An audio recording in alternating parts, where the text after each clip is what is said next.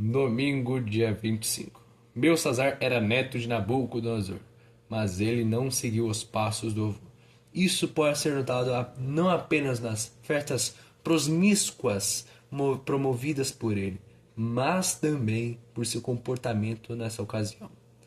Este pequeno ato de rebeldia foi a última gota para que Deus literalmente escrevesse o fim de seu reino. Esse fim ocorreu naquela mesma noite. Para saber mais da história, nós iremos ler o capítulo 5 de Daniel, e com as informações que nós iremos ler neste capítulo, vocês poderão responder as questões. Daniel capítulo 5. A escrita na parede. Certa vez, o rei Belsazar deu um grande banquete para 1000 dos seus nobres e bebeu vinho diante deles. Enquanto Belsazar bebia vinho, deu ordens para trazerem as taças de ouro e de prata que o seu pai Nabucodonosor tinha tomado do templo de Jerusalém, para que o rei, os seus nobres, as suas mulheres e concubinas bebessem nessas taças. Então trouxeram as taças de ouro que tinham sido tomadas do templo de Deus em Jerusalém. E o rei e seus nobres, as suas mulheres e concubinas beberam nas taças. Enquanto bebiam, o vinho louvavam os deuses de ouro, de prata, de bronze, de ferro, de madeira e de pedra. De repente, apareceram um dos dedos de mão humana que começaram a escrever diante do candelabro no reboco da parede do palácio real. O rei observou a palma da mão enquanto ela escrevia. O seu rosto ficou pálido e os seus pensamentos o assustaram. As articulações dos seus quadris se deslocaram e os seus joelhos batiam um no outro.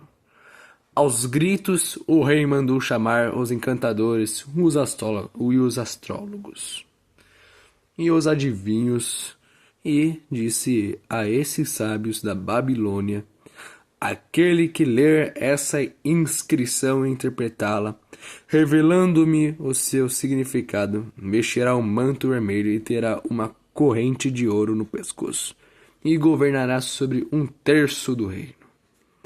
Todos os sábios do rei vieram, mas não conseguiram ler a inscrição nem dizer ao rei o seu significado.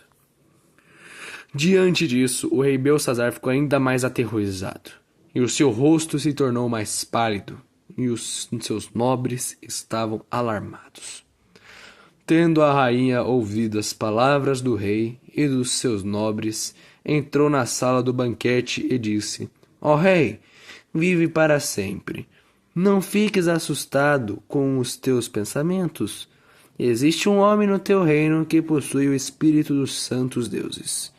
Na época do teu pai, verificou-se que ele era um iluminado e tinha inteligência e sabedoria como a dos deuses. O rei Nabucodonosor, o teu pai, sim, o teu pai, o rei nomeou o chefe dos magos, dos encantadores, dos astrólogos e dos adivinhos. Verificou-se que esse homem, Daniel, a quem o rei dera o nome de Beltesazar, tinha a inteligência extraordinária e também a capacidade de interpretar sonhos e resolver enigmas e mistérios. Manda chamar Daniel e ele te revelará o significado da escrita.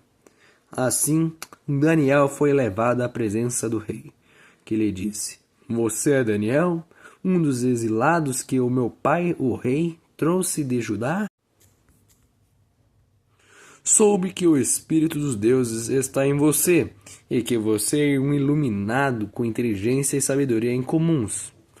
Trouxeram os sábios e os encantadores à minha presença para ler essa inscrição e me dizer o significado, mas eles, porém, não o conseguiram. Mas eu soube que você é capaz de dar interpretações e de resolver mistérios. Se puder ler, essa inscrição e me dizer o que significa, você será vestido com um manto vermelho, terá uma corrente de ouro no pescoço e governará sobre 1/3 no meu reino. Então Daniel respondeu diante do rei: Podes guardar os teus presentes para ti mesmo e dar as tuas recompensas a outro.